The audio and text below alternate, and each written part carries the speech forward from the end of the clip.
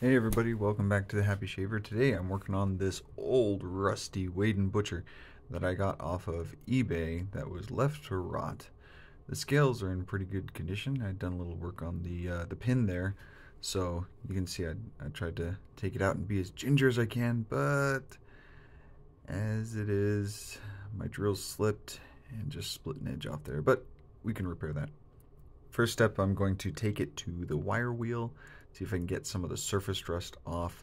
But as you will see, the pitting on this blade is pretty deep. I don't know, if I can control the rust, I think the pitting could actually look pretty cool. Notice the edge here. Well, yeah, there's the pitting, but you see the edge has a lot of chips and scrapes and stuff. Obviously not usable as a razor. Here I am sanding it off. Looks like there's some active rust down there in the pitting, unfortunately. There you can see that edge that's all worn off. So to make it safer for myself as I'm handling it, and because I have to wear it down anyway, I'm sanding off the very edge and trying to get just a smooth surface there. So the edge is dull as a hammer. Putting it into a vinegar bath I did this over 2 days. And I'm pretty hopeful that it deactivated a lot of the rust. Here I am now cleaning the scales. Little Comet and a green Scotch-Brite pad to scrub it. Now those end pins never really got super clean, but still they're rust free. And that's about as well as I could hope for. The thing stunk to high heaven. You wouldn't believe the smells that come out of antique razors. It smelled like, I don't know, it just smelled like antique body odor. But here we are, working it still, getting it clean, and eventually I kind of put it in a bath. Oh, here's the razor after a little while more of the vinegar bath. You see the bubbles forming, and there it is, coming out. Looked really good. I was still afraid of a little bit of active rust in there, so I did shove Vaseline in there and then worked a little bit. This is on the diamond stone, so I could start working on the bevel. And see, there it is a little bit. Now, what was interesting is the pitting along the very edge of the blade was deep enough to, as you hone it, you see the pitting creates actual divots in the blade. So you have to keep going until you get through all of the pits. And there it is after, I cut out probably 2 hours of work. The Arkansas Blackstone in the back. And there's the pins and the washers that I used. Oh, I didn't actually show when I epoxied the broken piece back onto the scales. But I did that, and they held up beautifully. So I put washers on the inside that are touching the actual metal of the blade, and now the washers on the outside. Me grimacing like I'm dying, but it's fine. Hold on to the pin so it doesn't fly away. But then I just peen it. Now so I was making sure it was square in there. It was like straight on. For the sake of showing how much time is spent on this stupid process, I sped up the next 15 minutes into about 2 minutes. But I gotta make sure the blade goes in and out smoothly and back and forth, back and forth, back and forth. Oh man. But it's part of the process. I mean, it's part of the fun of making this old thing new again, is taking the time to do it. So I don't mind doing it.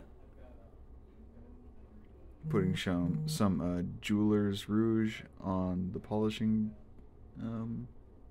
wheel, and then I polish up the razor.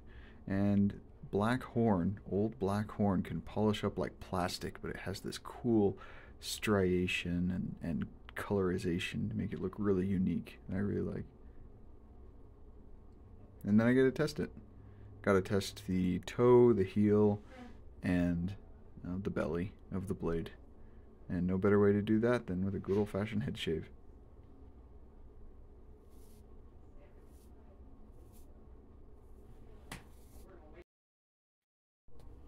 I realize as I'm doing this that this razor is over 100 years old, you know, maybe 150 years old, and it was in the condition that it was in somebody's shelf or in somebody's attic, and it was not a razor. It was like a decorative item, and sometimes they even sell them at inflated prices, just as like in decorative barbers themed, you know, shabby chic stuff.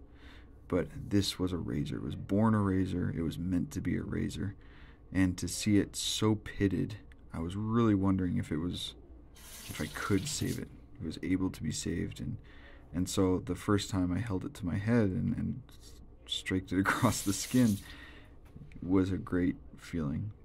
It really was cool to know that this blade, so pitted and tossed aside, is now a razor again.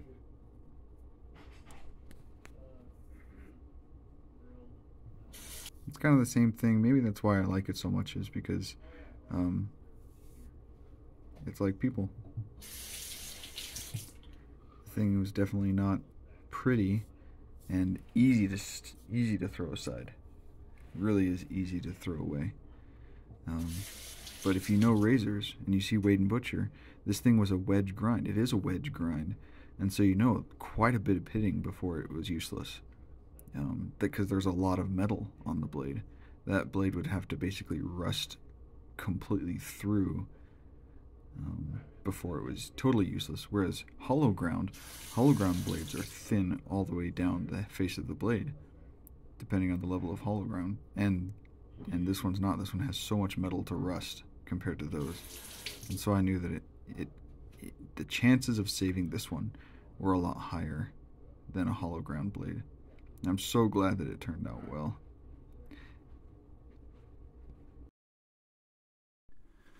Antique restoration in general is more about than just preserving the past. It's about honoring the craftsmanship and the history and the stories embedded in each piece, each razor. When I restore my antiques here, I'm not just fixing up wear and tear and making it usable. I'm ensuring that the artistry and the culture and the techniques of past generations are continually appreciated for future ones. And I love using patience with a deep respect for the materials and the methods originally used by those old Sheffield craftsmen. Restoration also upholds the values of sustainability and resourcefulness. Even though we might be discarding something old, I can breathe new life into it, keeping it valuable, keeping it out of landfills, and preserving its uniqueness. Every restored razor carries a sense of continuity, and continuing into a time and a place that might otherwise be lost. It would have just turned literally to dust. It would have evaporated. So here I am, trying to restore it for future generations, putting a little Vaseline on the blade, working it deep into the pits. And here is a close look at this really unique Wade & Butcher with that deep pitting that I think adds so much character. So cool. Manufacturing Sheffield. Anyway, this has been that restoration. Shaves beautifully. Happy shaving. Hey guys, I just finished honing up this razor and showed my friends. What do you guys think about straight razors? It's awesome! I think it's definitely worth it. My arm hair is gone now. Oh yeah, I tested on him. That looks amazing.